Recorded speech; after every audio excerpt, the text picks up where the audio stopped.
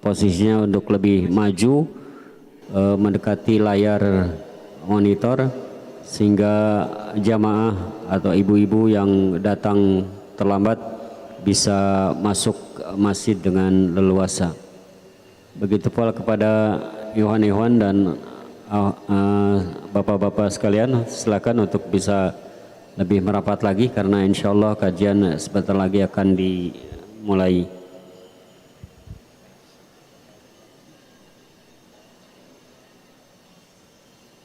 Kajian kita pada sore hari ini adalah kajian tematik dengan tema mengambil berjudul keutamaan saum sunnah yang akan disampaikan oleh guru kita Al-Ustaz Abu Haidar As-Sundawi hafizahullah ta'ala. Dan sekarang menunjukkan waktu pukul 3:59 atau pukul 4 kurang 1 menit, dan kepada Al-Ustaz kami persilakan untuk bisa memulai kajian ini. Falyatafaddal mashkura Ustaz.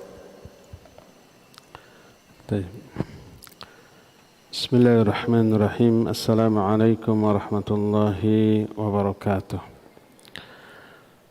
Innal hamdalillah nahmaduhu wa nasta'inuhu wa nastaghfiruh wa na'udzu billahi min shururi anfusina was sayyiati a'malina.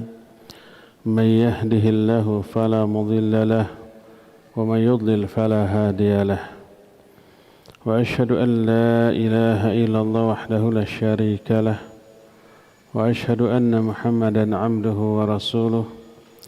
Ya ayyuhalladzina amanu taqullaha haqqa tuqatih wa la tamutunna illa wa antum muslimun. Wa ba'd.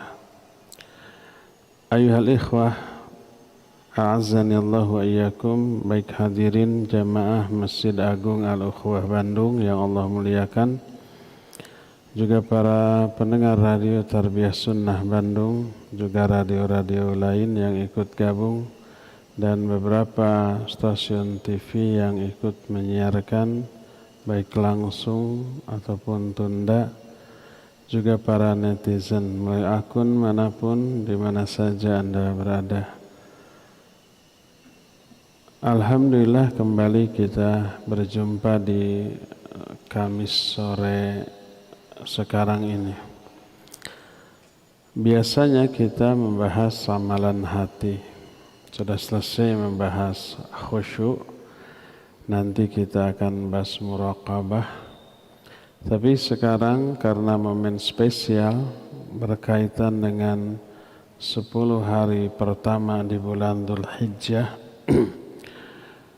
di saat seluruh amal ibadah, amal soleh, kebaikan, pahalanya dilipat gandakan. Dan salah satu di antara amal soleh yang sangat ditekankan adalah saum, dari tanggal 1-nya sampai tanggal 9-nya. Sebagai tasji' itu apa ya? Pemberi semangat agar kita terdorong untuk melakukan saum. Mungkin hari ini ada yang saum sunnah muakkadah Senin Kamis, lanjut besok, lanjut saum inti di bulan Dzulhijjah yaitu saum Arafah. Agar kita terdorong, kalau sekarang tidak, mulailah besok, dan wajib disambung dengan Sabtunya. Kalau hanya besok menyendiri di hari Jumat, maka tidak boleh. Harus disambung dengan hari sebelumnya atau satu hari setelahnya. Saum sunnah saking utama dan istimewanya oleh para ulama dibahas secara spesial. Imam Ibnu Hajar Al-Asqalani dalam kitab Bulughul Maram ada bab tersendiri pembahasan keutamaan tentang saum sunnah. Hadis-hadisnya dikumpulkan, lalu diberi judul bab shaum tatawwu' atau saum sunnah. Berkata Imam Ahmad bin Hanbal rahimahullah, afdalu ma tatawwa'a bihil abdu as-siyam. Ibadah tatawwu' yang paling afdal, yang paling utama yang dilakukan oleh seorang hamba adalah saum. Tatawwu' maknanya adalah ziyadah, tambahan dari amalan yang wajib. Dan banyak sekali nilai-nilai agung yang terkandung di dalam ibadah sunnah, baik salat ataupun saum ataupun umrah atau haji bagi yang pernah haji, semuanya itu sunnah. Salah satu di antara keutamaan atau fadilah dari amalan sunnah adalah penyempurna kekurangan dari ibadah-ibadah yang wajib. Ketika kita diwajibkan sholat, pasti banyak kekurangan dari banyak sisi, terutama sisi kekhusyuan. Selain sisi mutaba'ah, keikhlasan, berjamaah atau tidak, di awal waktu atau tidak, banyak kekurangan. Penambalnya adalah sholat sunnah, baik rawatib ataupun yang lainnya. Ketika kita diperintahkan saum Ramadan, pasti ada kekurangan. Mungkin selama saumnya tidak maksimal, saumnya tidak disertai dengan ibadah-ibadah yang disyariatkan, tidak disertai dengan zikir, banyak-banyak baca Al-Quran, ibadah-ibadah lain, infak, sedekah, bahkan dicampuri oleh dosa dan maksiat. Maka sebagai penambal dari kekurangan saum Ramadan ada saum sunnah. Ini salah satu di antara faedah. Ada beberapa keutamaan dan keistimewaan lain dari saum sunnah. Di antara keutamaan saum sunnah adalah menjadi penyebab teraihnya ampunan yang sangat besar dan juga pahala yang sangat agung. Ampunan dan pahala ini ibarat tabungan dan hutang. Pahala adalah tabungan, dosa adalah hutang. Kalau orang punya banyak hutang tapi nggak punya tabungan, orang itu miskin, bangkrut. Sebaliknya kalau seseorang punya banyak tabungan, nggak punya hutang, bahkan punya piutang, orang itu kaya. Dia akan senang hidupnya di dunia. Di akhirat, tabungan itu adalah pahala. Dosa itu adalah hutang yang harus dibayar. Kalau di dunia hutang tidak terbayar dengan harta, bisa dipidana, bisa dipenjara. Di akhirat kalau hutang berupa dosa tidak terbayar juga diazab. Dan inilah harta kita di akhirat, pahala. Dan dosa mengurangi pahala tersebut. Karena kalau seseorang berdosa di akhirat, dosa itu harus dibayar oleh pahala kita. Sehingga untuk menutupinya berkuranglah pahala kita tersebut.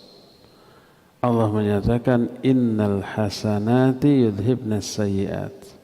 Sesungguhnya kebaikan-kebaikan bisa menghapus dosa. Dosa terhapus oleh kebaikan, dibayar, di-cover, berkurang pahala kita. Sehingga saldo pahala sedikit. Kalau dosanya lebih banyak daripada pahala, tekor, dan sisa dosa yang ada dibayar dengan azab. Makanya semakin banyak saldo pahala, semakin tinggi derajat kemuliaan seseorang di surganya. Dan itulah yang dimaksud dengan ayat yang terdapat dalam surah Al-Mujadilah ayat 11, yarfa'illahu alladhina amanu minkum walladhina utul ilma darajat. Allah mengangkat orang-orang yang beriman dan berilmu beberapa derajat. Maksudnya derajat di akhirat, level surga yang akan ditempati. Kata Imam Ibnu Hajar Al-Asqalani dalam kitab Fathul Bari Syarah Sahih Bukhari ketika menafsirkan ayat tersebut, beliau menyatakan raf'atud darajat likathratis thawab. Ketinggian derajat itu karena banyaknya saldo pahala di akhirat. Nah, salah satu amalan yang bisa menyebabkan dosa kita terhapus, pahala kita nambah adalah saum. Pahala dari saum itu besar dan dosa yang terhapus oleh saum juga besar. Ibarat di dunia kita punya tabungan dan hutang, lalu ada satu pekerjaan yang menyebabkan tabungan kita nambah, hutang kita terlunaskan atau terkurangi. Sangat menguntungkan.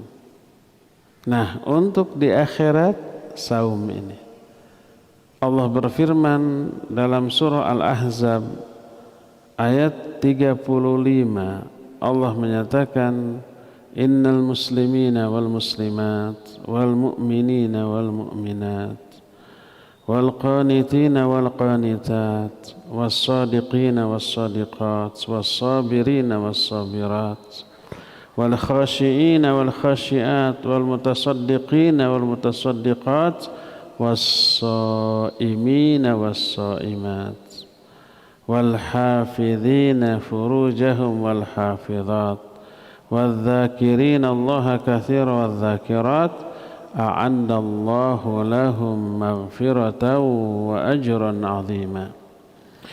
Sesungguhnya muslim laki ataupun perempuan, mukmin laki ataupun perempuan,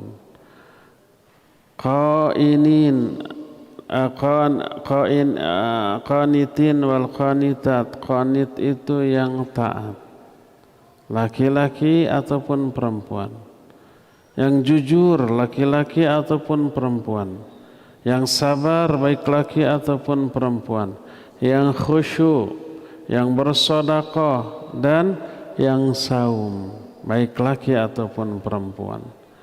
Di akhir ayat ini Allah menyatakan Allah sediakan bagi mereka ampunan dan pahala yang besar.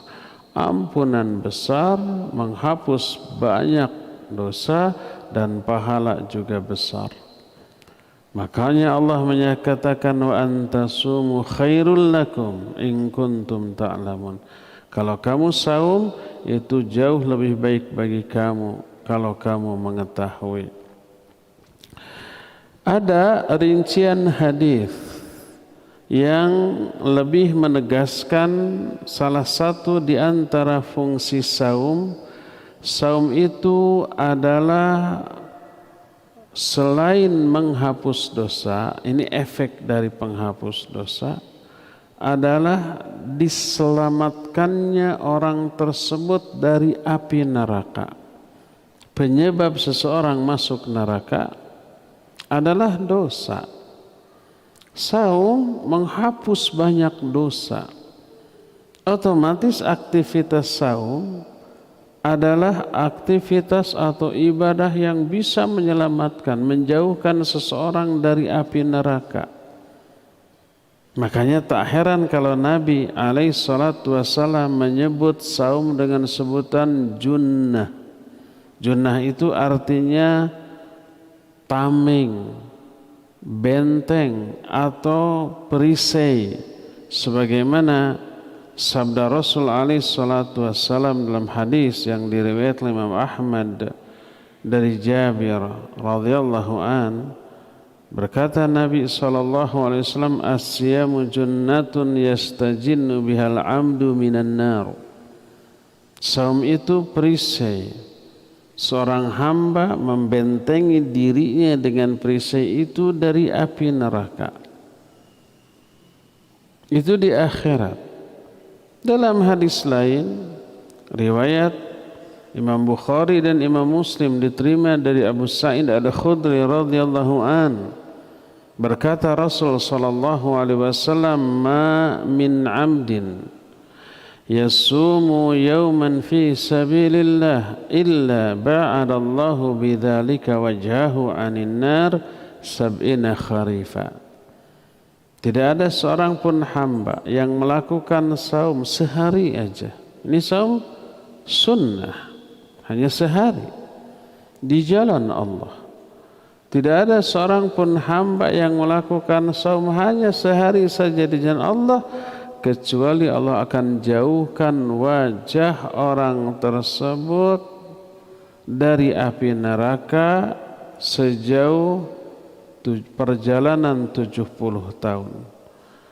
Dalam riwayat lain dengan lafaz yang sedikit berbeda diriwayatkan oleh Imam At-Tirmidzi, diterima dari Abu Umamah, berkata Rasul alaihi salatu wassalam, man shoma yawman fi sabilillah ja'alallahu bainahu wa bainan nar khandaqan kama bainas sama'i wal ard.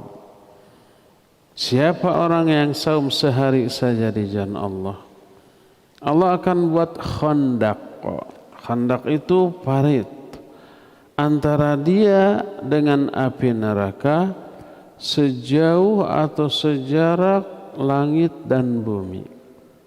Ini sekadar ungkapan.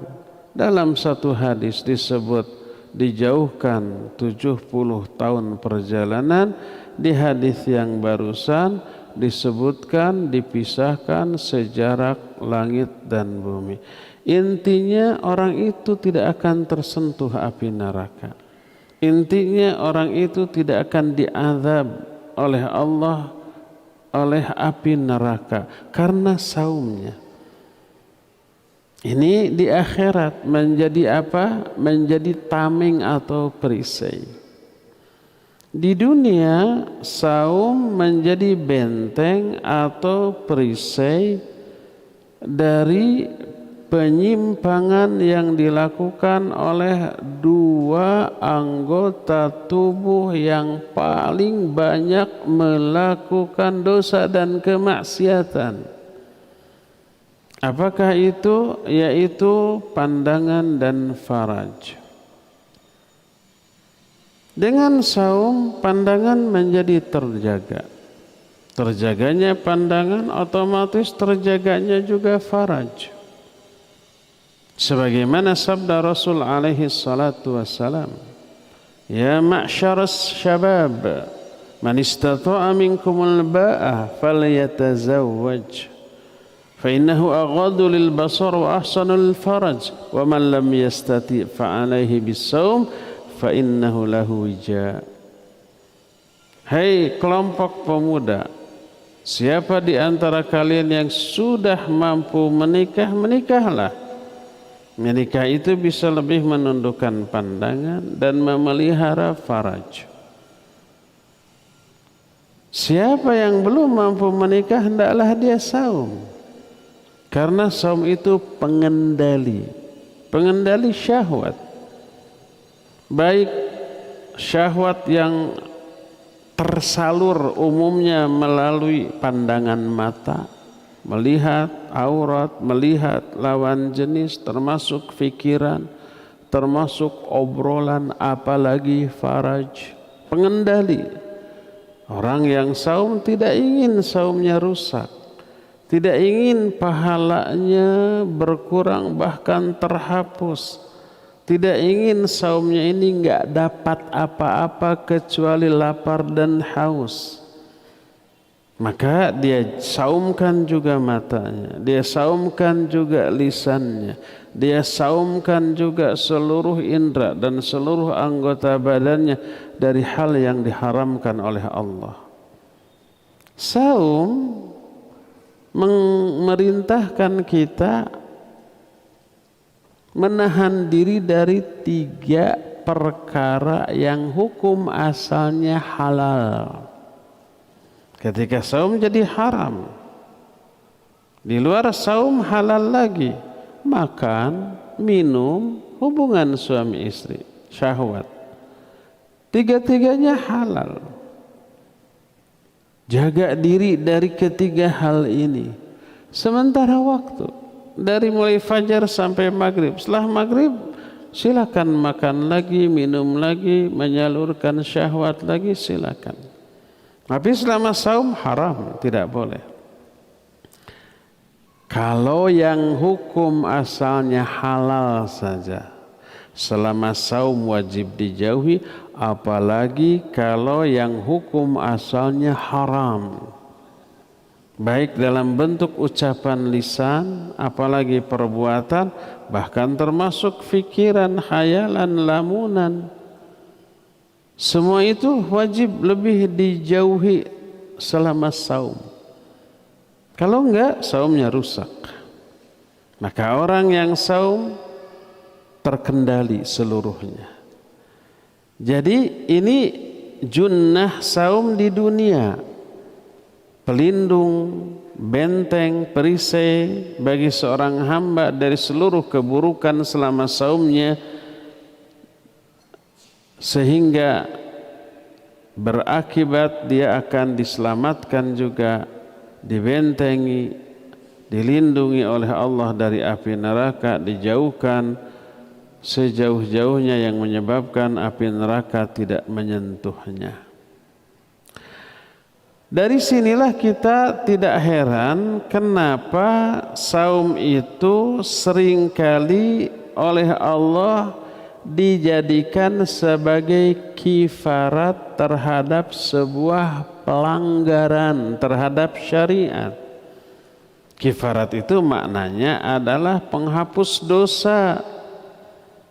Ada beberapa ayat Al-Quran yang menerangkan bahwa saum itu adalah salah satu bentuk kifarat atas sebuah pelanggaran. Pertama, bila seseorang bersumpah dengan menyebut nama Allah, lalu sumpahnya dilanggar, dosa tidak? Ya dosa. Apa penghapus atau penembus dari dosa itu? Salah satunya adalah saum 3 hari berturut-turut. Sebagaimana firman Allah dalam surah Al-Maidah ayat 89. Allah menyatakan, "Walakin yu'akhidhukum bima aqadtumul aiman, fakaffaratuhu it'amu 'asharati masakin min awsati ma tut'imuna ahlikum aw kiswatuhum aw tahriru raqabah faman lam yajid fasyamu 3 ayyam." Dzalika kaffaratu aymanikum idza halaftum. Kata Allah, kalau kamu melanggar sumpah-sumpah kamu, maka kifaratnya adalah memberi makan 10 orang fakir miskin dari menu pertengahan yang biasa kalian makan dengan keluarga kalian, atau ngasih pakaian kepada 10 fakir miskin. Menu kita tiap hari kan beda-beda ya. Awal bulan dengan daging, dengan ati, dengan yang mahal-mahal. Pertengahan dengan yang pertengahan, mungkin turun jadi dengan pindang gitu ya, dengan ikan tawar. Akhir bulan mah tahu tempe, bahkan 2-3 hari terakhir hanya dengan sambal goang. Menunya berbeda-beda. ambil pertengahan. Siap atau membebaskan budak kalau budak sekarang tidak ada. Maka siapa faman lam yajid, siapa yang tidak mampu memberi 10 fakir miskin makanan, juga tidak bisa membebaskan budak, hendaklah dia saum 3 hari. Itulah kifarat dari sumpah-sumpah kalian yang kalian langgar. Maka terhapus dosa tersebut. Demikian juga kalau seorang suami melakukan zihar kepada istrinya. Zihar itu dia berjanji atau mengharamkan menggauli istrinya, berjanji untuk tidak menggauli istrinya. Kamu haram atas diriku, dengan berbagai macam ungkapan. Kalau orang Arab menyatakan anta alayya ka dhahri ummi. Kamu anti alayya ka dhahri ummi, kamu bagiku seperti punggung ibuku. Itu maksudnya saya tidak akan menyentuh kamu. Maka namanya zihar. Dikiranya bisa kuat. Sehari kuat, 2 hari, 3 hari. Lewat 3 hari enggak tahan untuk mendekati istrinya kembali. Enggak boleh. Dosa. Kalau mau kekeh, tebus dulu zihar tadi. Dengan apa tebus? Dengan saum. Berapa lama? 2 bulan berturut-turut. Allah. Sebagaimana firman Allah dalam surah Al-Mujadilah ayat 3 sampai ayat 4. Walladzina yudhahiruna min nisaihim thumma ya'uduna lima qalu fatahriru raqabatin min qabli an yatamassa dzalikum tu'aduna bih wallahu bima ta'maluna khabir faman lam yajid fasiyamu syahraini mutatabi'aini min qabli an yatamassa. Dan laki-laki yang mendihar istri-istri mereka kemudian ingin mencabut kembali ucapannya, ingin membatalkan diharnya, hendaklah dia membebaskan seorang budak sebelum suami istri itu melakukan hubungan. Itulah pelajaran yang diberikan Allah kepadamu, dan Allah Maha mengetahui apapun yang kalian lakukan. Siapa yang tidak mampu membebaskan budak, hendaklah dia saum 2 bulan berturut-turut sebelum kedua-duanya melakukan hubungan. 2 bulan dulu tuh. Dan saum 2 bulan berturut-turut ini menjadi penghapus atas dosa zihar yang pernah dilakukannya. Jadi dijadikannya saum sebagai kifarat atas pelanggaran terhadap ketetapan syariat, menunjukkan fungsi saum sebagai penghapus dosa. Dari sinilah kita mengetahui betapa banyak dosa yang gugur dari diri orang yang saum, dan gugurnya dosa berimbas terhadap terselamatkannya orang itu dari api neraka. Itu yang pertama. Kedua, ini sukses besar. Sudah sering kita lakukan. Suksesnya seseorang di dalam kehidupan bukan kesuksesan di dunia semata-mata, tapi yang terutama di akhirat dan di dunia sementara. Berapa puluh tahun sih hidup kita? Setelah itu kita mati, masuk ke alam kubur, masuk ke alam akhirat. Masanya, waktunya lebih panjang, lebih lama daripada kehidupan kita di dunia. Tapi kebanyakan orang kan berfikirnya dunia atau lebih mengutamakan kepentingan dunia. Bal tu'thirunal hayatad dunya wal akhiratu khairu wa abqa. Bahkan kalian lebih mengutamakan kehidupan dunia, padahal akhirat jauh lebih baik dan lebih abadi. Nah, manusia rata-rata mengejar sukses di dunia, nggak peduli bagaimana nasibnya di akhirat. Padahal sukses yang sebenarnya dua: dijauhkan dari api neraka, dimasukkan ke dalam surga, sudah sukses.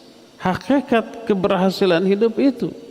Allah menyatakan, faman zuhziha anin nar wa udkhilal jannah faqad faza. Siapa orang yang sudah dijauhkan dari api neraka dan dimasukkan ke dalam surga, maka sungguh dia sudah sukses, faqad faza. Kenapa sukses? Karena selamat dari sesuatu yang selama ini paling dihindari. Inti, hakikat, dan penderitaan yang sebenar-benarnya, yaitu azab neraka. Penderitaan di dunia enggak seberapa. Semenderita-menderita, sesusah-susah orang di dunia, ada senyumnya, ada ketawanya, ada nikmatnya, ada bahagianya. Tapi di akhirat, di neraka, sedetik pun enggak ada bahagianya, enggak ada senyumnya. Azab dengan azab yang tidak ada tandingannya di alam jagat raya ini. Siapa yang selamat dari hal itu lalu masuk ke surga, sungguh dia telah sukses. Saum ini membantu kita untuk meraih kesuksesan tersebut. Karena tadi diterangkan saum menghapus dosa, menjauhkan pelakunya dari azab dari neraka, dan saum pun penyebab orang itu masuk ke dalam surga. Sebagaimana diterangkan dalam salah satu hadis. Hadis ini diterima dari Abu Umamah radhiyallahu anhu. Dia berkata, qultu ya Rasulullah dullani ala amalin adkhulu bihil jannah. Wahai Rasulullah, tunjukkan kepadaku satu amal yang menyebabkan aku bisa masuk surga dengan amalan tadi. Maka berkata Rasul alaihi salatu wasallam, alaika bisawm la mithalahu. Kalau begitu kamu harus saum. Ini tentu saja bukan saum fardu yang Ramadan. Kalau itu mah ya pasti ini saum tambahan di luar saum Ramadan. Fa'alaika bis-saum la mithla lahu. Kamu harus saum. Sebab saum itu tidak ada bandingannya, amalan yang tidak ada tandingnya. Hadis ini diriwayatkan oleh Imam An-Nasai, Imam Ibn Hibban, dan Imam Al-Hakim dalam Al-Mustadrak dengan sanad yang sahih, yang menunjukkan bahwa saum bisa memasukkan pelakunya ke dalam surga. Bahkan ketika masuk surganya pun itu diistimewakan melalui pintu khusus yang diperuntukkan bagi orang-orang yang spesial ahli saum, namanya pintu apa? Rayyan. Dan itu pintu yang spesial, sebagaimana sebuah hadis yang diterima dari Sahal bin Sa'ad radhiyallahu an. Nabi alaihi salatu wasallam menyatakan, inna fil jannati baban yuqalu lahu ar-rayyan. Yadkhulu minhu as-sha'imuna yawmal qiyamah la yadkhulu minhu ahadun ghairuhum fa idza dakhalu ughliqa faman lam yadkhul minhu ahadun fa idza dakhala akhiruhum ughliqa wa man dakhala syariba wa man syariba lam yadhma abadan. Kata Nabi alaihi salatu wasallam, sesungguhnya di surga ada satu pintu yang disebut dengan sebutan pintu Rayyan. Orang-orang yang saum pada hari kiamat akan memasuki pintu itu. Tak ada yang bisa melalui pintu itu seorang pun selain mereka, dan apabila mereka semua yang sudah masuk, pintu itu pun ditutup. Siapa yang memasuki pintu itu, dia akan diberikan welcome drink, minum, dan siapa yang minum dia tidak akan pernah merasakan kehausan lagi selama-lamanya. Ini istimewa. Coba umpamanya kalau jamaah sekalian ngantri di beberapa pintu untuk masuk di bandara, ketika melalui pemeriksaan imigrasi itu kan membludak, kadang-kadang ratusan orang, kadang-kadang ribuan orang dalam waktu yang bersamaan masuk melalui imigrasi. Antriannya luar biasa, panjang, gerah gitu ya. Ada mungkin belasan pintu masuk, kita harus ngantri. Tiba-tiba ada pintu VIP, orang masuk ke sana dikawal, langsung nggak ada antrian. Kita ngiri nggak? Aduh, ngiri itu mah nggak ngantri apa, baru datang langsung saja. Itu di dunia. Di akhirat itu seperti itu. Khusus pintu royan untuk orang-orang yang saum. Dan ini merupakan keistimewaan. Jadi selain menghapus dosa yang menyebabkan dia bisa selamat dari api neraka, juga meraih pahala yang banyak yang menyebabkan dia masuk surga melalui pintu yang spesial. Dan di akhirat, di surganya, level tingkatan surganya itu sangat tinggi yang disebabkan karena banyaknya pahala. Salah satu di antara penyebab orang yang saum tersebut memperoleh pahala yang sangat banyak, karena di dalam saum terkandung salah satu nilai yang agung, bukan satu-satunya, salah satu, yaitu kesabaran. Sabar di dalam menahan penderitaan. Dirinya ingin minum, ingin makan, ingin melampiaskan syahwat, tapi dia tahan. Ada lapar, tidak mengeluh. Ada haus, juga tidak mengeluh. Ada lemes, dia abaikan. Sabar, konsisten menahan diri dari saumnya, konsisten di atas ketaatan, konsisten dalam menjauhi apa yang dilarang, konsisten di dalam menerima penderitaan. Dan ini 3 jenis kesabaran. Sabar dalam ketaatan, sabar dalam menjauhi yang dilarang, dan sabar dalam menahan penderitaan. Di dalam saum 3 jenis sabar ini ada. Dan Allah menyatakan, innama yuwaffas sabiruna ajrahum bighairi hisab. Hanyalah Allah akan memberikan balasan pahala kepada orang-orang sabar tanpa hisab, tanpa hitung-hitungan. Kalau amal lain-lain dihitung dengan angka, man jaa bil hasanah falahu asyru amsalihha ila 700 dha'af. Siapa orang yang melakukan satu kebaikan, baginya akan diberikan pahala 10 kali lipat sampai 700 kali lipat. Disebut angka. Kalau amalan lain, kalau saum enggak, tanpa angka, digelontorkan dengan jumlah yang tidak terkira. Makanya dalam salah satu hadis qudsi, Allah Azza wa Jalla berfirman, kullu amal ibni Adam lahu illa siyam fa innahu li wa ana ajzi bihi. Seluruh amalan anak Adam bagi dirinya sendiri kecuali saum. Saum itu untukku, untuk Allah Azza wa Jalla, dan aku yang langsung membalasnya. Makanya tidak disebut angka ketika membalasnya berapa kali lipat, apa 10, 700 kali, 1000, enggak. Pokoknya innama yuwaffas sabirun ajrahum bighairi hisab, tanpa hisab, digelontorkan dengan jumlah yang sangat banyak.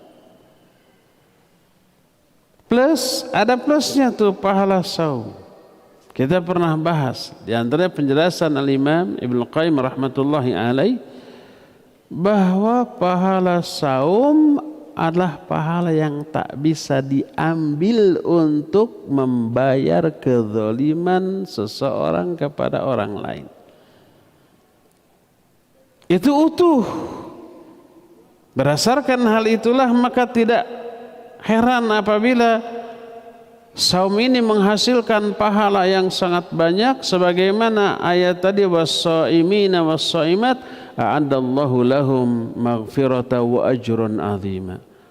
Orang-orang yang saum baik laki-laki ataupun perempuan, Allah siapkan bagi mereka ampunan dan pahala yang sangat besar.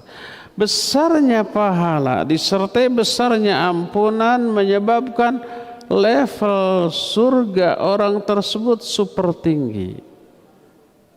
Karena minimnya dosa bahkan terhapus seluruhnya, pahalanya banyak. Ini saldo pahala yang tersisa dari diri seorang hamba setelah ditimbang itu menentukan derajat kemuliaan atau tingkat dia di surga.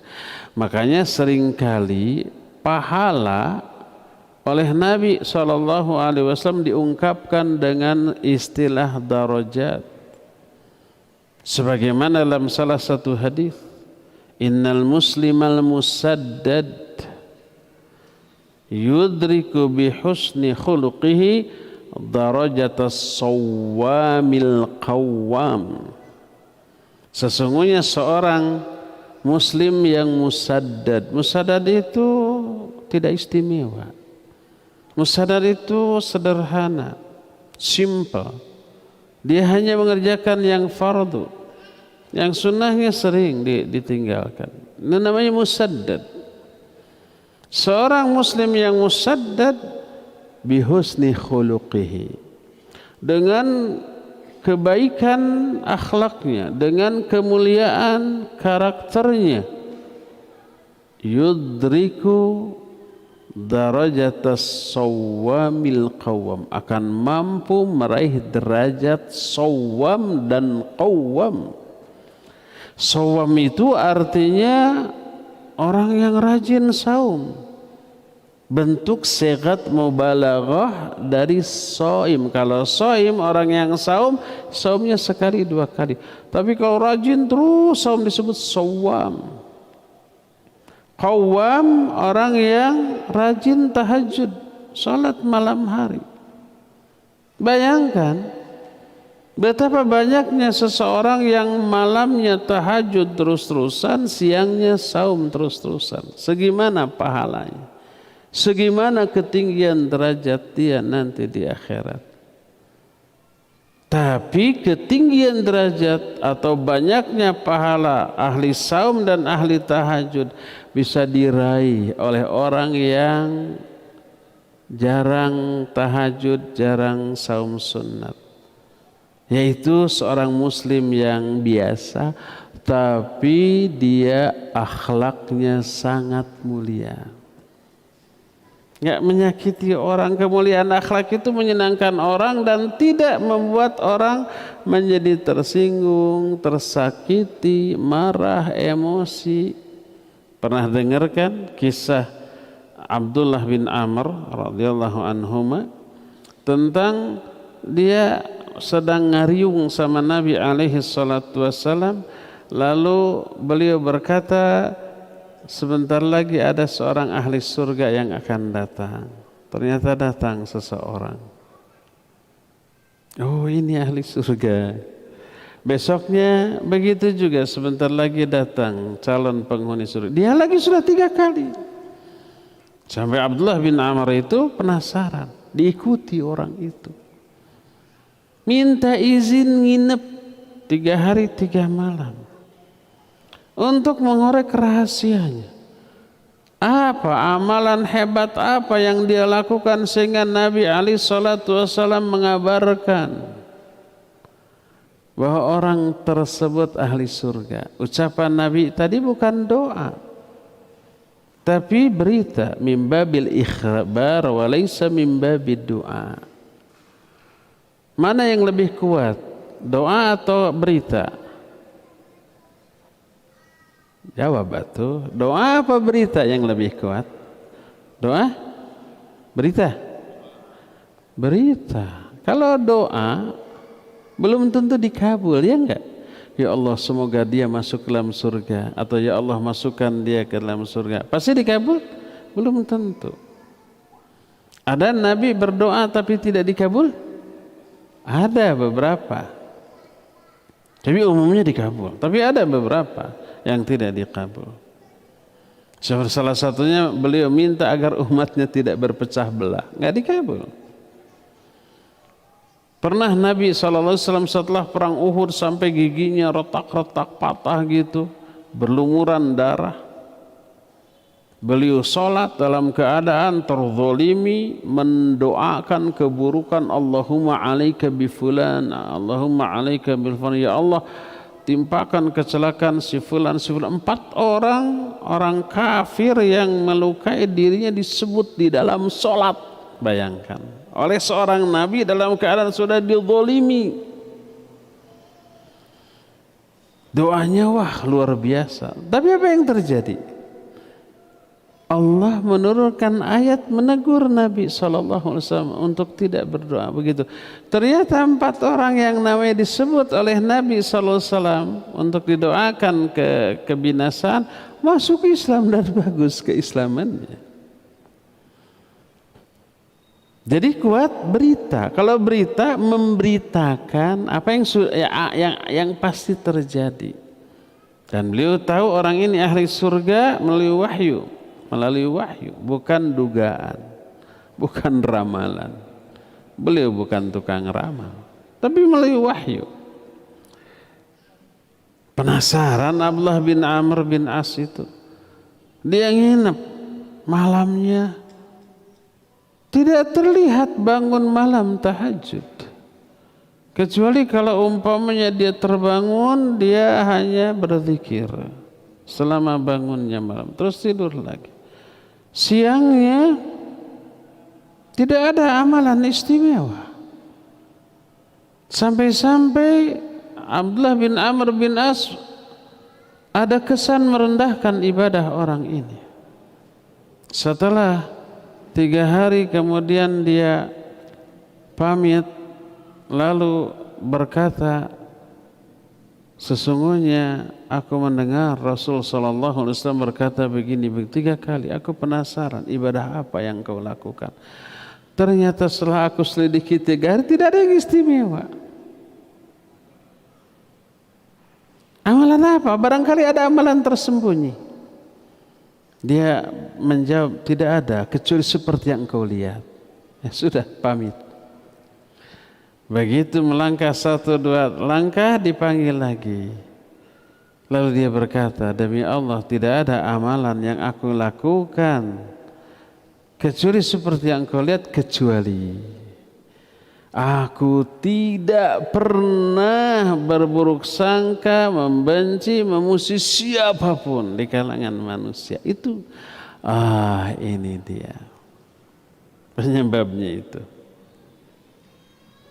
Dan inilah hati seorang ahli surga. Dalam Al-Quran disebutkan, wa naza'na fi sudurihim min ghillin. Kami cabut dari hati-hati ahli surga itu ghil, kedengkian, kebencian, suudzon, buruk hati ke orang, ke sesama manusia. Kami cabut sebelum dimasukkan ke surga. Seluruh ahli surga hatinya dibersihkan terlebih dahulu dari seluruh keburukan hati. Nggak ada benci, nggak ada iri, nggak ada dengki, nggak ada cemburu, nggak ada yang seperti itu, nggak ada. Makanya tidak heran kalau umpamanya satu ahli surga di sana punya banyak istri, istrinya nggak cemburu, nggak ada. Kecemburuan itu buruk apa jelek? Jawab batu, buruk apa jelek? Buruk dan jelek.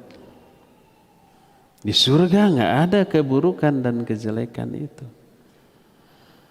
Berdasarkan hal itulah maka orang yang memiliki akhlak yang mulia yang lahir dari kebersihan hati, tak heran dia mencapai derajat ahli tahajud dan ahli saum.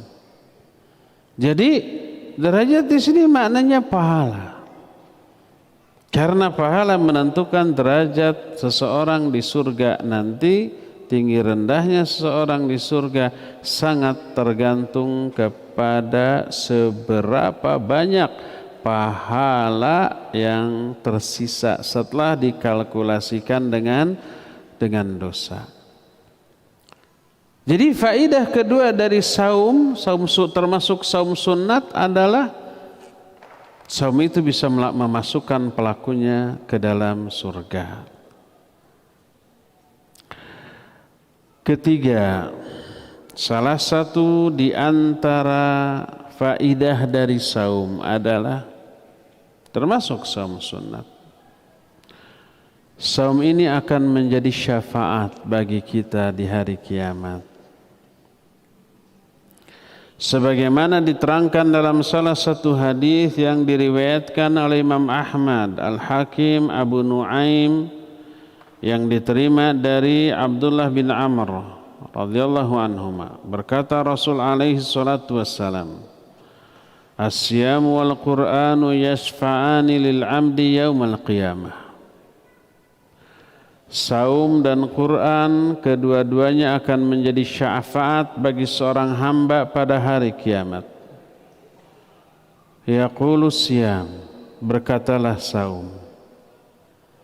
Kata Imam At-Tirmidzi, yang dimaksud berkata saum adalah yaqul thawabu amalis siyam, berkata pahala dari amalan saum. Sebab seluruh pahala nanti berwujud. Sebagaimana perkataan Ibnu Abbas radhiyallahu anhuma, kullu thawabi amal ibni Adam mujassimatun yaumal qiyamah. Seluruh pahala dari amalan yang dilakukan oleh Bani Adam itu akan berwujud pada hari kiamat. Cuma tidak diterangkan wujudnya kayak apa. Bungklekan kata orang Sunda. Nah, wujud dari pahala ini yang nanti ditimbang di akhirat, di mizan. Kok pahala kan abstrak bisa ditimbang ya? Iya, karena nanti berwujud. Kalau di akhirat, wallahu alam, tidak ada keterangan dalam bentuk apa pahala itu wujudnya. Tapi kalau di alam kubur ada keterangan wujud dari pahala itu orang. Setelah orang mukmin melalui fitnah kubur, ditanya di alam kubur oleh malaikat Munkar Nakir dan bisa menjawab, tiba-tiba datang orang. Pakaiannya bagus, wajahnya bagus, ekspresinya menyenangkan dan aroma badannya harum. Ringkasnya cerita, ini terlalu panjang hadis ini. Jadi ringkasnya cerita, ketika ditanya man anta fawajhuka alwajhul ladzi ya'ti bi khair. Siapa kamu itu? Wajahmu itu wajah yang datang dengan membawa banyak kebaikan. Dia menjawab, ana amaluka soleh. Aku adalah amal solehmu waktu di dunia. Ma'araftuka illa annaka sari'un fi ta'atillah bati'un fi ma'siyatillah fajazakallahu khaira. Aku tidak mengenalmu ketika di dunia kecuali kamu ini orang yang sangat bersegera dalam menunaikan ketaatan, tapi lelet dalam melakukan kemaksiatan. Dipertimbangkan, akhirnya enggak jadi. Gitu tuh. Maka Allah membalasmu dengan kebaikan pada hari ini. Ternyata orang itu amal soleh dia berwujud menjadi orang.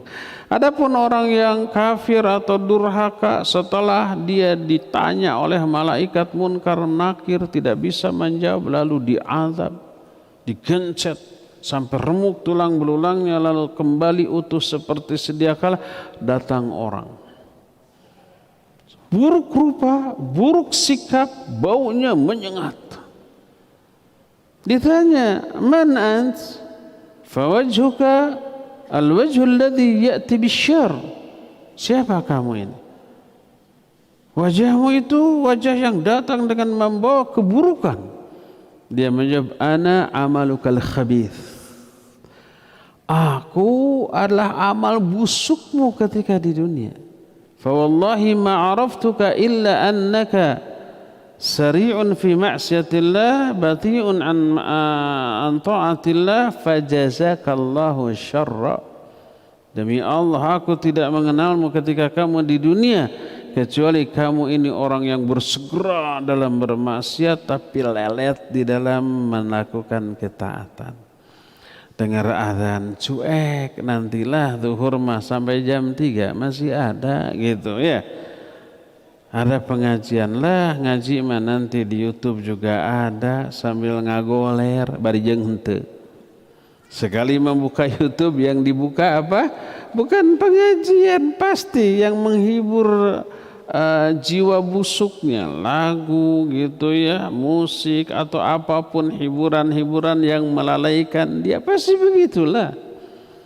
Allah membalasmu dengan keburukan pada hari ini. Itu di alam kubur amalnya berubah menjadi orang.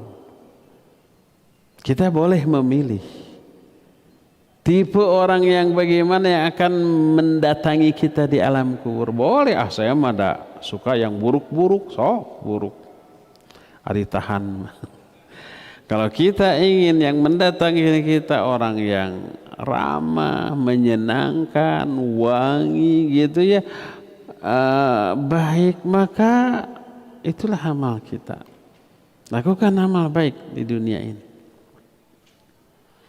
Itulah wujud dari amal di alam barzakh. Adapun di akhirat tidak ada keterangan.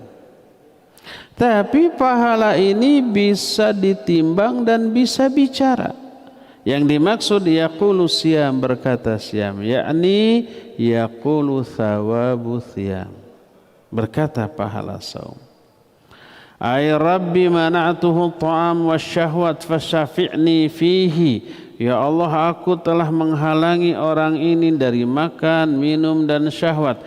Jadikan aku syafaat bagi dia. Fayaqulul Qur'an, berkata Al-Qur'an. Kata Imam At-Tirmidzi, salah satu perawi hadis ini, dan rawi hadis lebih faham makna dari hadis yang diriwayatkan.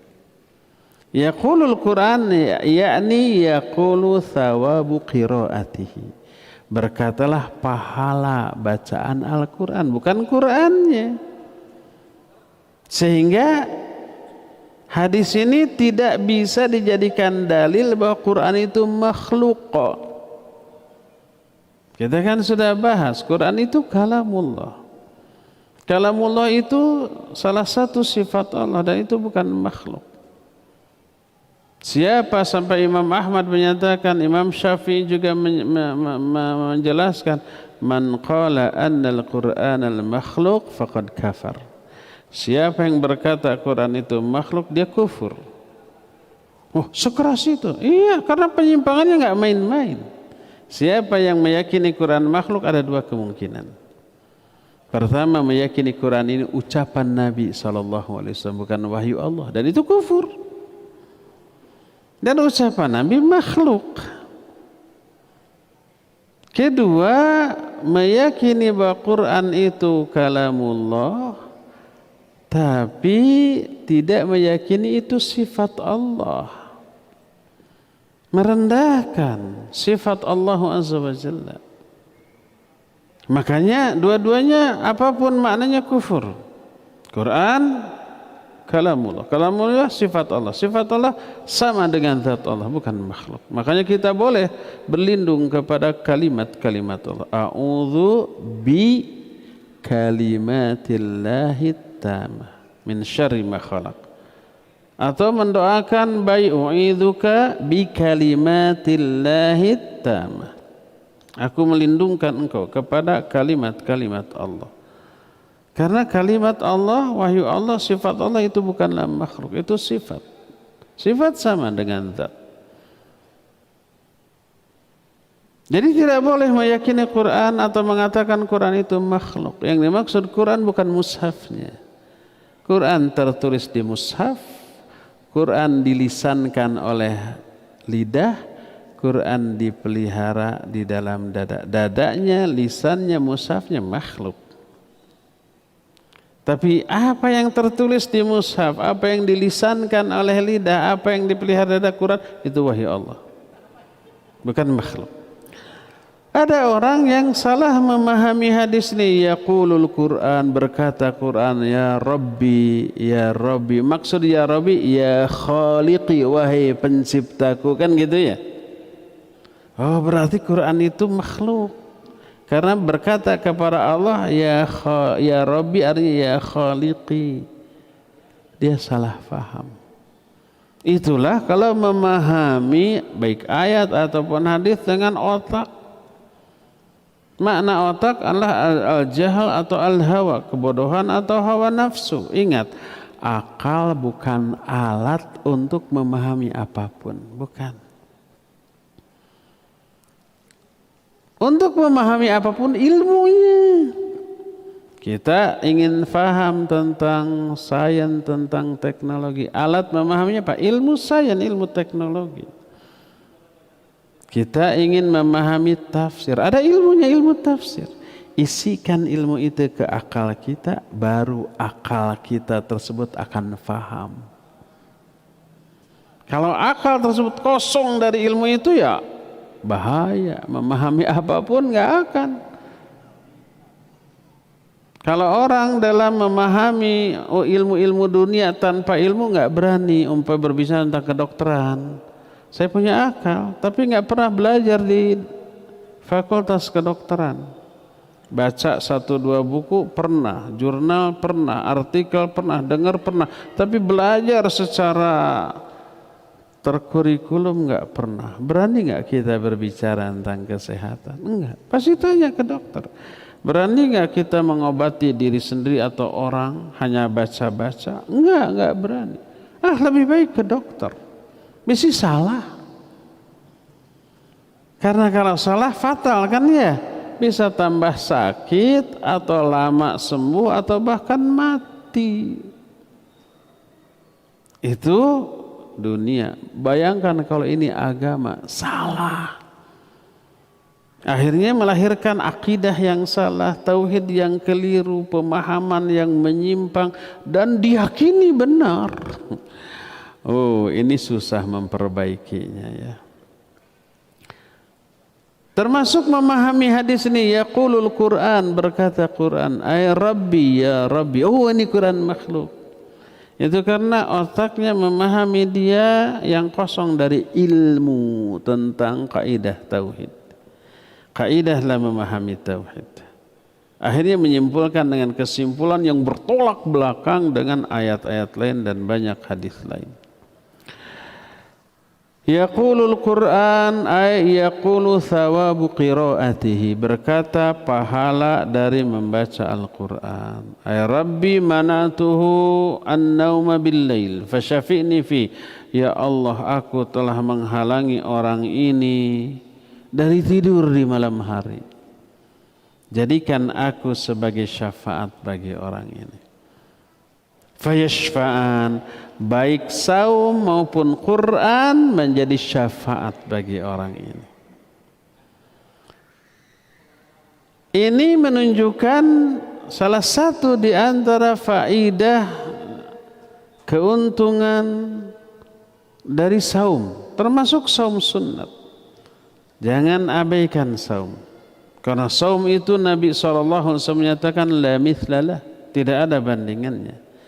Menghasilkan pahala yang sangat banyak tidak dihitung, menghapus banyak dosa, mengakibatkan diselamatkan dari api neraka, mengakibatkan pelakunya masuk ke dalam surga, mengundang turunnya syafaat dari Allah di pada hari kiamat, dan level surga yang ditempati akan amat sangat tinggi.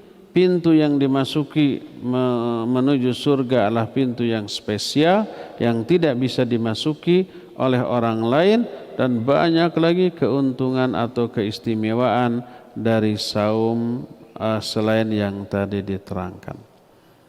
Semua ini harus memotivasi kita untuk memperbanyak saum karena Allah Subhanahu wa taala. Nah, ikhwan jangan lupa kalau bisa besok saum, Sabtu saum. Kalau ya sekarang atau hari-hari yang sudah kelewat nggak apa-apa. Besok saum, Sabtu saum. Jangan hanya besoknya, Sabtunya tidak. Dua-duanya tinggal 2 hari lagi, dan spesial untuk hari Sabtu, hari Arafah, maka dosa yang terhapus ternyata untuk 2 tahun. Saumu yaumi Arafah yukaffirus sanatal madiyah wa sanatal qadimah. Bahwa saum yaum hari Arafah itu menghapus dosa setahun yang lalu dan setahun yang akan datang, dan ini hanya sekali dalam setahun. Hanya tanggal 9 di bulan Dzulhijjah di tempat atau domisili masing-masing. Kalau kita di sini di Indonesia tanggal 9 Dzulhijjah berdasarkan ru'yah adalah hari Sabtu, ya sudah hari Sabtu. Di negara lain mungkin ada yang hari Jumat. Silakan di sana, karena setiap ibadah yang ditetapkan berdasarkan waktu yang dipakai adalah waktu di tempat kita tinggal, bukan di kota lain atau di negeri lain, tapi di tempat kita tinggal. Apapun itu waktu ibadahnya, baik sholat, saum ataupun ibadah-ibadah yang lainnya. Ya, sampai di sini cukup, dan kita masuki sesi tanya jawab. Wa sallallahu ala nabiyina Muhammadin wa ala alihi wa ashabihi wasallam. Assalamualaikum Ustaz. Waalaikumsalam. Kalau zaman dahulu kifarat dosa salah satunya membebaskan budak. Kalau zaman sekarang bagaimana caranya membebaskan budak? Nggak bisa, karena kita nggak ada perbudakan. Sama statusnya dengan zaman dahulu yang tidak punya budak. Kalau nggak punya budak, ada alternatif lain. Salah satunya saum tadi ya. Jangan memaksa-maksakan ingin punya budak. Budak bahasa Indonesia, bukan bahasa Sunda ya. Saya punya budak 7, ternyata anak-anaknya barudak ini. Maksudnya budak belian hamba sahaya. Sekarang tidak ada. Jadi ganti dengan yang lain, salah satunya saum. Assalamualaikum Ustaz. Waalaikumsalam. Afan melenceng dari tema. Bagaimana hukumnya sholat Id di dalam masjid? Karena di tempat kami tidak ada halaman tanah lapang. Apa itu termasuk udzur syar'i? Iya, boleh. Boleh, kalau memang tidak ada lahan ya apa boleh buat, atau ada tapi tidak memungkinkan secara teknis seperti becek atau yang seperti yang lain-lain, maka boleh. Mekah, Madinah, Masjid Haram dan Masjid Nabawi, masjid itu dipakai sholat itu ya. Karena di tempat lain tidak memungkinkan gitu. Kan banyak lapang tanah kosong di sana. Iya, tapi riweuh karena harus ngagogotong maik segala macam. Akhirnya di masjid. Nggak apa-apa, boleh. Bismillah. Ustaz Afan minta dijelaskan contoh jihar yang lain. Maksudnya jihar yang lain itu apa? Intinya gini, zihar itu mengharamkan dirinya untuk menggauli istrinya karena kesel, karena emosi. Lalu dia, demi Allah saya tidak akan menyentuh kamu lagi. Itu zihar. Atau dengan ungkapan lain seperti peribahasa tadi, haram kamu bagi saya seperti haramnya ibu atau adikku umpamanya. Pokoknya intinya bersumpah tidak akan menggauli istri, itu zihar ya. Saum sehari sebelum saum Arafah disebut saum apa dan apa keutamaannya? Iya, hari ke-8 disebut hari Tarwiyah. Adakah saum Tarwiyah? Sebagian orang menyatakan ada karena ada hadisnya, tapi hadisnya dhaif. Tapi boleh saum di sana. Kita sudah terangkan di pertemuan yang lalu, itu termasuk saum sunnah yang mutlaq. Ada saum sunnah yang muqayyad seperti Senin, Kamis, Arafah, Asyura ya. Ada yang mutlak, kapan saja kita boleh saum, hari Selasa boleh, Rabu boleh ya, Jumat boleh asal tidak menyendiri di hari Jumat. Ahad juga boleh, boleh. Itu saum sunnah. Nah, jadi besok tanggal 8 kita saum sunnah mutlak saja yang dilakukan pada hari Tarwiyah.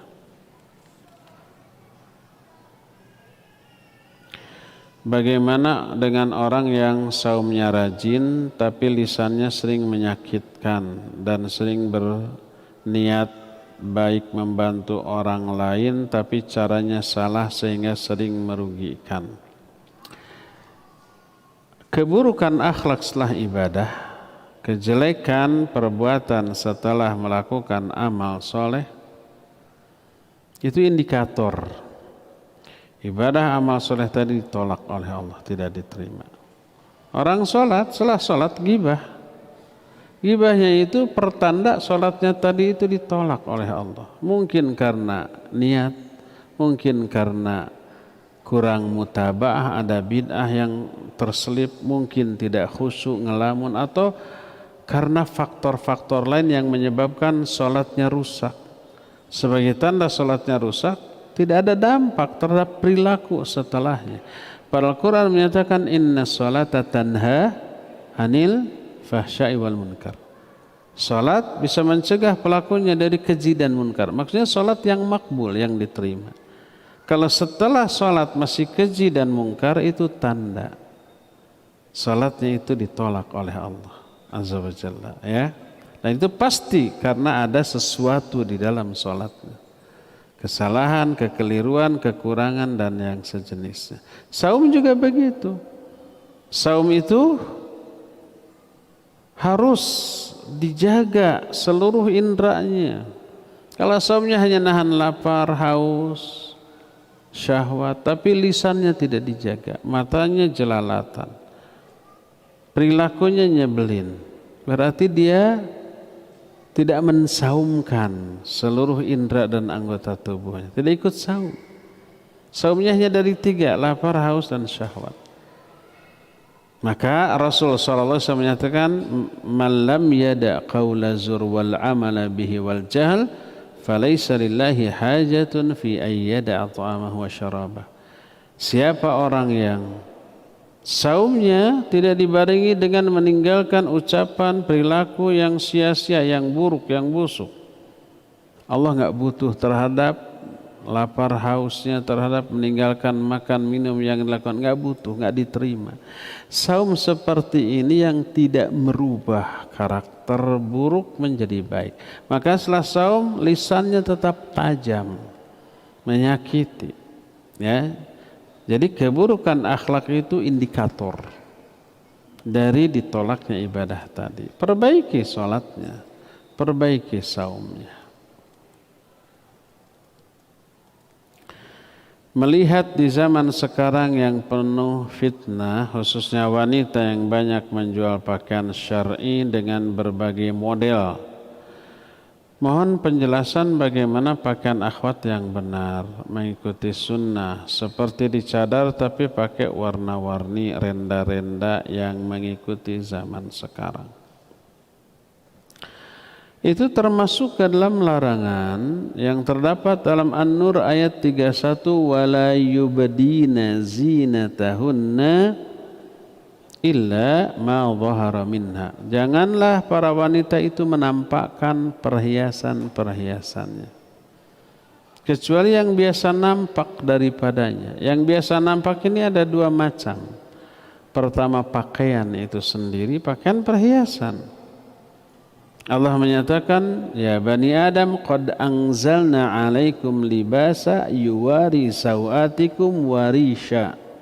Surah Al-A'raf 26. Hai bani Adam, kami telah turunkan bagimu pakaian sebagai penutup aurat dan sebagai perhiasan. Ya, pakaianlah perhiasan, dan itu perhiasan yang tidak bisa disembunyikan. Pakaian utuh, polos.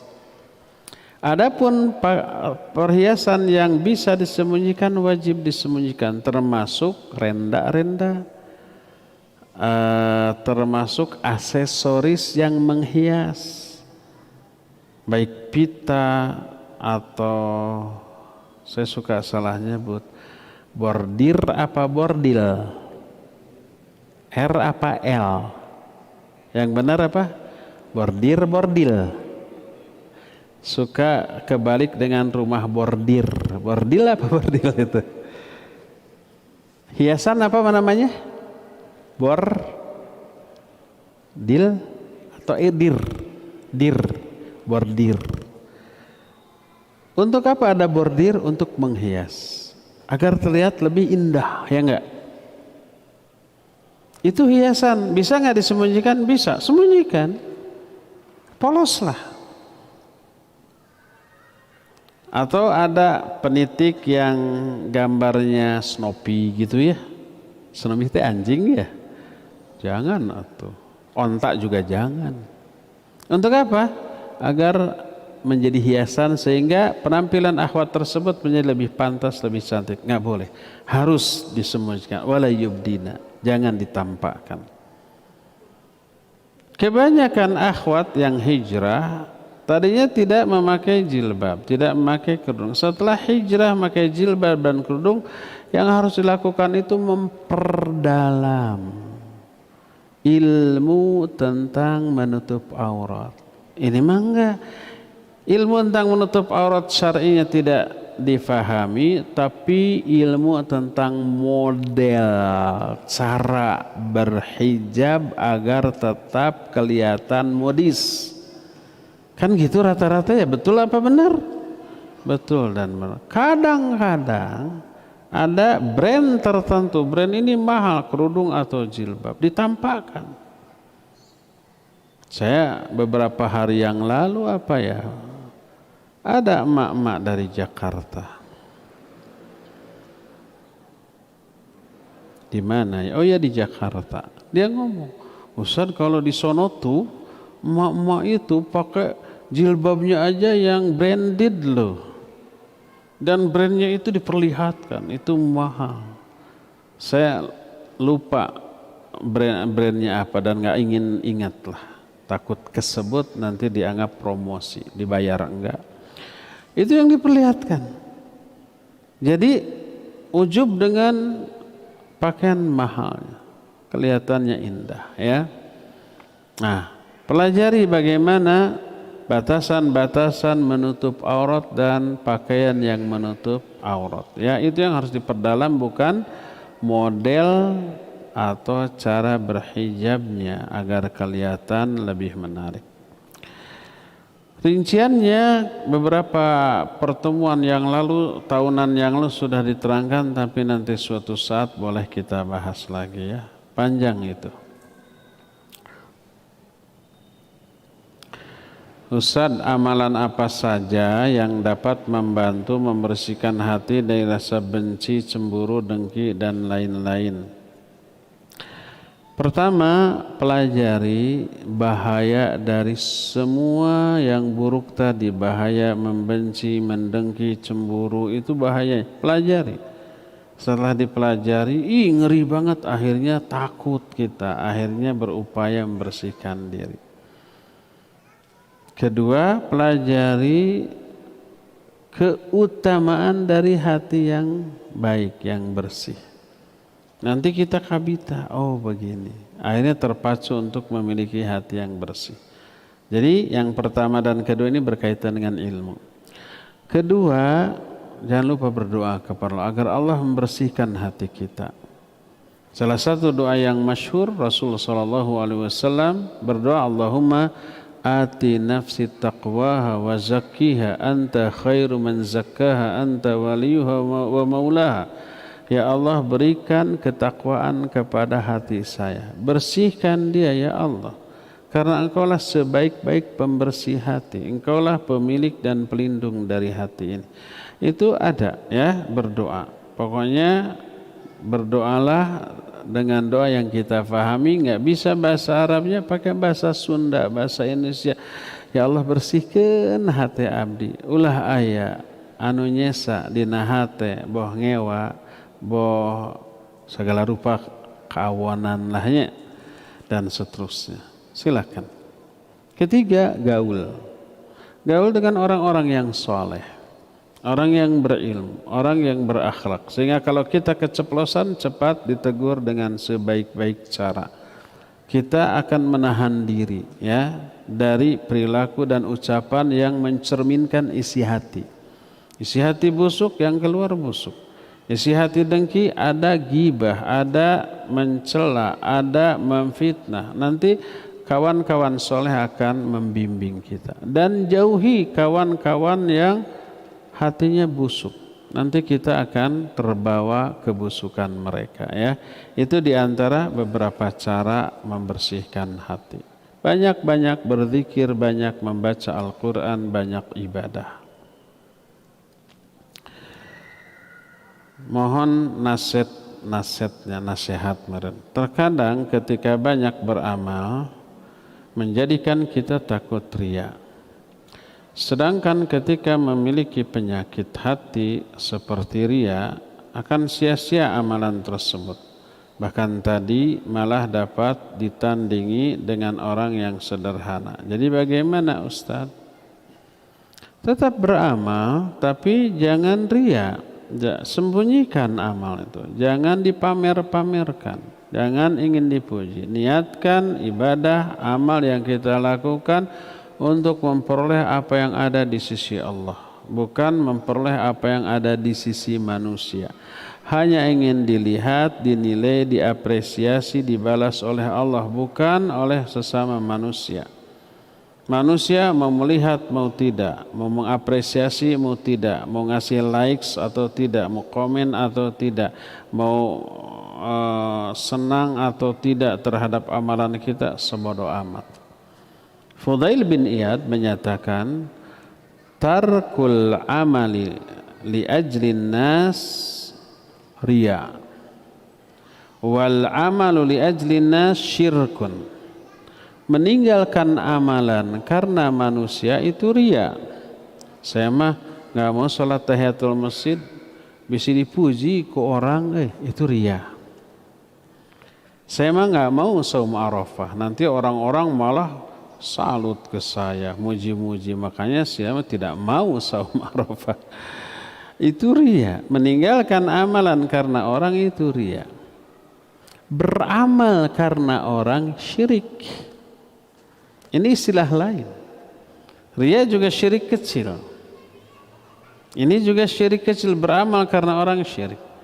Lalu apa yang dimaksud dengan ikhlas? Al-ikhlas ayyu'afiyana minhuma. Semoga Allah menyelamatkan kita dari kedua-duanya. Jadi baik meninggalkan amalan atau melakukan amalan bukan karena orang, tapi karena Allah. Bukan ingin dinilai oleh manusia, tapi dinilai, dibalas, diapresiasi, dipuji oleh Allah, bukan oleh orang. Ya, itu saja. Jangan pedulikan omongan orang terhadap amalan kita. Apakah pemuda yang diceritakan oleh Nabi tadi termasuk orang yang dimaksud qalbun salim? Qalbun salim lebih luas dan lebih mendasar. Qalbun salim itu hati yang selamat dari syirik, kufur, dan seluruh keburukan. Ada orang yang hatinya bersih kesama orang, tapi dia syirik. Dia ke dukun, dia ke kuburan minta-minta umpamanya ya. Tapi ke orang baik nggak pernah memusuhi, itu bukan qalbun salim. Yang terutama qalbun salim itu hati yang selamat dari syirik, dari kufur, dari bid'ah, dari maksiat, dari syahwat. Nah ini mencakup semuanya, termasuk dari dengki, benci, dan yang sejenisnya tadi. Jadi tidak hanya qalbun salim itu ya. Yauma la yanfa'u malun wala banun illa man atallaha biqalbin salim. Ya, pada hari kiamat tidak ada manfaatnya anak-anak ataupun harta kecuali orang yang datang kepada Allah dengan membawa hati yang selamat. Selamat dari syirik, dari kufur, dari kebid'ahan, dari kesalahan dalam memahami agama ini. Nah, ini otomatis mencakup semuanya, termasuk mencakup akhlak ya.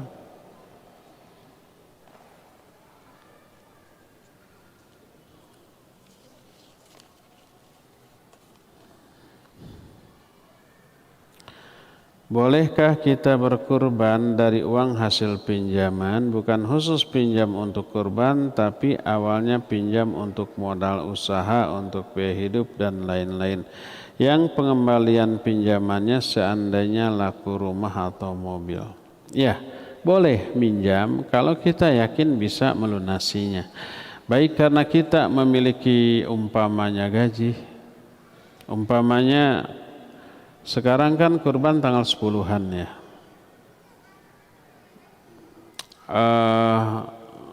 Uang gaji umpamanya dari tanggal 1 nggak cukup kalau untuk memberi kambing.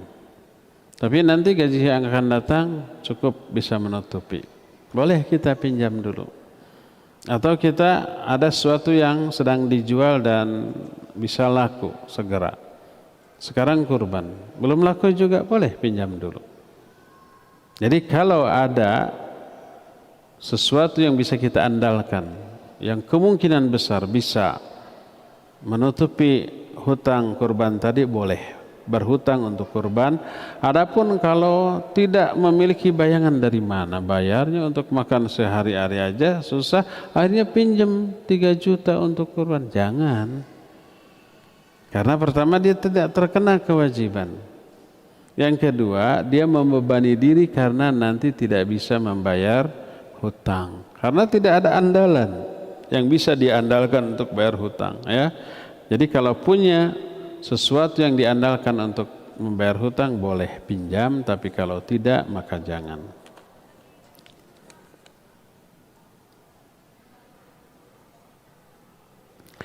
Saat saum, apa yang menjadi afdol jika dibatalkan? Apakah ada undangan, acara keluarga, tamu ke rumah, atau kita bertamu, apakah afdolnya dibatalkan?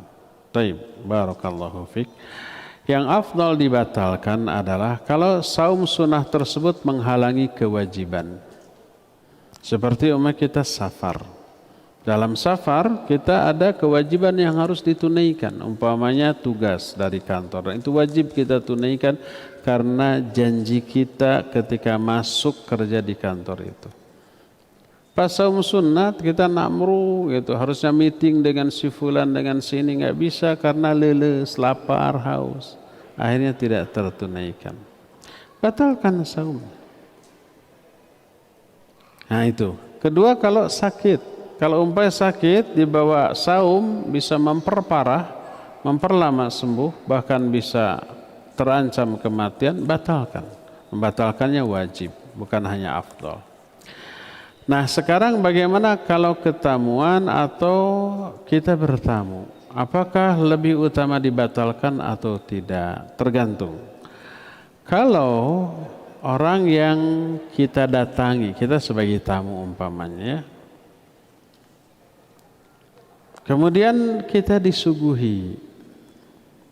Kalau kita tidak makan, dia kecewa berat.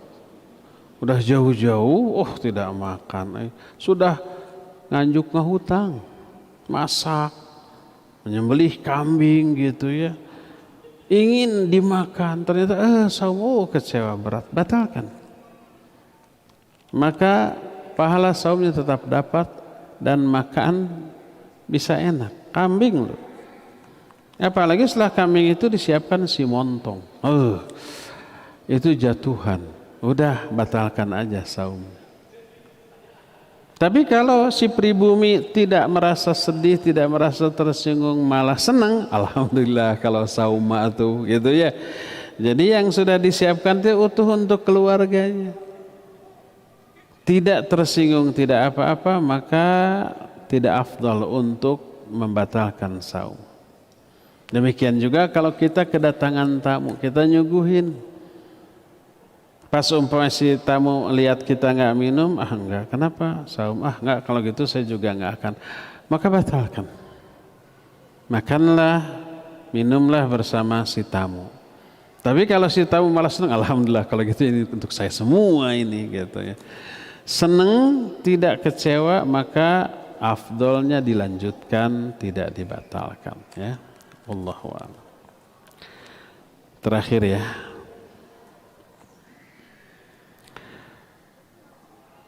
Afan izin bertanya beberapa, aya opat ya. Bagaimana hilal sudah terlihat di Arab sedangkan di Indonesia belum? Padahal dari segi waktu Indonesia lebih dahulu. Ya, pertama sangat mungkin. Jadi yang terutama ru'yatul hilal bukan wujudul hilal. Wujud itu hilal sudah ada, cuma nggak kelihatan, maka itu tidak secara syar'i tidak dianggap masuk bulan baru. Kata Nabi SAW, fa in ghumma alaikum fakmili Sya'ban 30 yauma.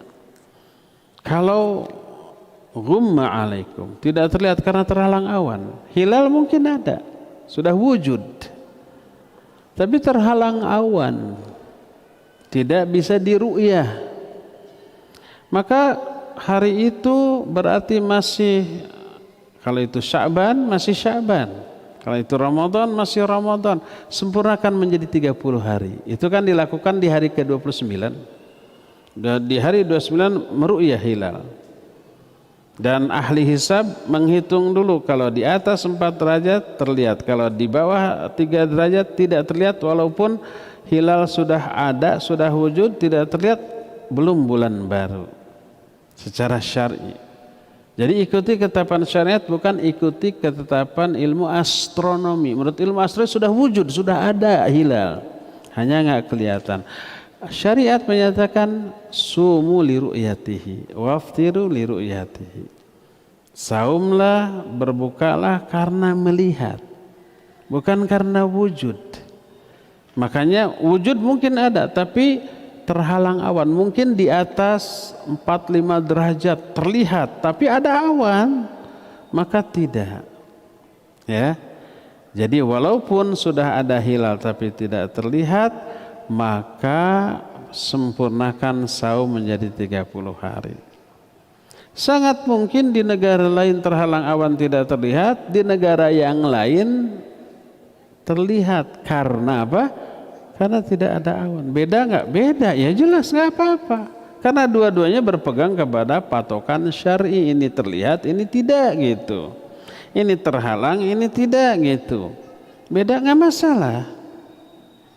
Jadi ini yang pertama. Kedua, yang dilihat kan bulan, bukan matahari. Perputaran bulan dengan matahari bertolak belakang. Kalau matahari lebih dahulu Indonesia daripada Saudi, kalau bulan lebih dahulu Saudi daripada matahari. Kita kan bukan meru'yah matahari, meru'yah bulan. Kalau beda kita dengan Saudi 4 jam gitu ya, untuk matahari ini, berarti perbedaan bulan 20 jam dahulu Saudi. Sangat wajar kalau di sana lebih dahulu daripada di kita. Oleh karena itulah maka Nabi menyatakan sumu li ru'yatihi waftilu li ru'yatihi. Jadi salatlah kalian karena melihatnya dan berbukalah karena melihat. Kalau tidak melihat berarti belum, gitu saja. Dan itu di setiap negara bisa berbeda-beda. Terus bagaimana salatnya? Nabi SAW menyatakan yaumal fitru yauma yusallin nas wal adha yauma yudhin nas. Salat Idul Fitri harus dilakukan ketika orang-orang di sekitar kalian salat Idul Fitri. Idul Adha juga demikian. Dan ini patokannya waktu, bukan aktivitas jamaah haji. Kan jamaah haji di sana wukufnya tanggal 9 di Arafah, 9 Saudi gitu. Iya, wukufnya. Tapi 9 Saudi itu di sini masih tanggal 8 untuk bulan Qomariyah, bukan Syamsiah, karena di sana bulan lebih dahulu daripada di sini. Dan makanya tidak heran kalau hampir setiap tahun atau lebih seringnya Saudi lebih dahulu dari kita. Jangan ribut sudah. Ikuti aja penanggalan dan waktu ibadah di tempat kita tinggal. Awal saya ceramah tadi, hari Arafah kita adalah hari Arafah di Indonesia yang berbeda dengan di Saudi. Tidak berkait dengan jamaah haji yang sedang wukuf di Arafah, ya. Kalau toh dikaitkan, iya, tapi kan jamaah hajinya dia, iya, tapi itu lebih dahulu, besoknya baru kita. Di hari yang sama besoknya baru hari kita. Hari berdasarkan perputaran bulan, bukan perputaran matahari. Itu. Jadi kita tetaplah saum hari Sabtu, walaupun di sana hari Sabtu sudah Idul Adha. Yang aneh tadi saya ada pertanyaan, Ustadz, saya meyakini katanya Idul Adha itu tanggal 10 bulan Dzulhijjah. Jadi tanggal iya hari Ahad. Sehingga hari Sabtu saya masih saum Arafah, tapi saya diundang jadi khotib sholat Idul Adha oleh orang-orang yang menyelenggarakan tanggal 9. Jadi ikut ke Saudi. Boleh apa tidak? Ini Ustadz tidak konsisten. Kalau konsisten, tolak. Saya mah sholatnya hari Ahad, bukan hari Sabtu. Sebab ini di Indonesia, bukan di Saudi, gitu aja.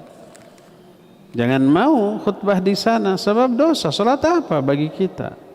Masa sholat Idul Adha ketika kita sedang saum Arafah, gitu ya? Jangan, harus konsisten. Bagaimana penjelasan kurban untuk satu keluarga? Iya, jadi di zaman Nabi SAW, para sahabat kurban satu kambing untuk seluruh keluarga, berapa banyak pun anggota keluarga. Seorang suami punya istri 4, anaknya 40. Sudah satu kambing saja. Mau cukup mau tidak cukup, ya itulah ketetapan syariat. Dan itu tiap tahun. Bukan giliran, tahun ini suami, besoknya istri pertama, tahun depannya lagi istri kedua. Enggak, sudah untuk suaminya dan mencakup seluruh keluarga. Tapi yang terkena larangan memotong kuku, rambut hanya suami. Kalau istri dan anak-anaknya tidak, ya. Bagaimana hukum menjual kulit hewan kurban? Kalau yang menjualnya panitia atau yang kurban, maka tidak boleh. Nabi SAW menyatakan, man ba'a jildatahu fala udhiyatalah. Siapa orang yang menjual kulit kurbannya, tidak ada kurban baginya. Jadi umpamanya yang kurban, kulitnya untuk saya, sini mau saya jual, sama dengan nggak kurban. Jadi itu bukan milik dia, juga bukan milik panitia. Milik siapa tuh? Hadiahkan kepada seorang fuqara masakin, ini bagian kurban kamu. Ada dagingnya, kan ada yang dapat kepala, ada yang dapat cokor, ada yang dapat peluru dan seterusnya gitu ya. Ini ada yang dapat sekalian dengan kulitnya. Terserah, kalau sudah diberikan kepada dia, statusnya sama dengan daging. Kalau dagingnya sudah diberikan kepada mustahik, terserah dia. Mau dimakan, dimasak, diberikan, dibuang, dijual, terserah dia. Kalau dia yang menjualnya nggak apa-apa. Saya mah nggak suka kambing, makanya mau diberikan sayang, dijual. Mau nggak? Ini sekilo biasanya sekian, saya jual aja 100.000. Boleh? Boleh. Karena sudah jadi milik dia. Termasuk kulitnya sudah diberikan, boleh, ya. Bagaimana hukum iuran kurban kambing? Maksudnya satu kambing untuk patungan, umpamanya kambingnya 3 juta, masing-masing 10 orang 300.000 gitu. Itu sedekah masuknya, bukan kurban. Boleh? Kalau kurban tidak boleh. Tapi ini mah rame-rame lah untuk panitia. Panitia kan nggak boleh mengambil upah dari daging kambing itu sebagai upah. Tapi sebagai bagian dia dari sebagai warga dapat bagian boleh. Tapi karena sebagai panitia dapat 5 bungkus nggak boleh. Sebagai upah nggak. Termasuk dari sekian puluh kambing sembelih 2 untuk konsumsi panitia, berarti upah nggak boleh. Nabi SAW ketika menyuruh Ali untuk mengurus Kurbannya beliau berpesan agar disembelih, dibagikan kepada fakir miskin dan tidak boleh memberi upah kepada pekerjanya dari daging kurban. Kata Ali, nahnu nu'tihi min indina, kami memberi upah itu dari saku kami. Boleh memberi upah ke panitia, ke yang jagalnya, ke yang ulitinya, tapi jangan diambil dari daging kurban itu. Jadi diagendakan atau dialokasikan, dianggarkan dari yang lain. Kalau gitu rugi panitia nggak dapat kurban? Enggak, dapat dia sebagai warga dapat. Bukan sebagai panitia atas upah kerja sebagai kepanitiaannya, ya. Jadi kalau umpamanya ada orang patungan 1 kambing 10 orang, itu bukan kurban tapi berpahala sebagai sedekah tapi tidak berpahala sebagai kurban. Ya, cukup ya sampai di sini. Subhanakallahum bihamdik asyhadu an la ilaha illa anta astaghfiruka wa atubu ilaik. Walhamdulillahirabbil alamin. Wassalamu alaikum warahmatullahi wabarakatuh. Waalaikumsalam warahmatullahi wabarakatuh. Syukran jazakallahu khairan Ustaz atas ilmu yang telah disampaikan kesempatan sore hari ini. Diumumkan bagi ikhwan dan akhwat sekalian bahwasanya insyaallah nanti besok juga akan diadakan kajian di bertempat di Masjid Al-Ukhuwah ini mulai pukul 16 sampai dengan selesai dalam pembahasan kitab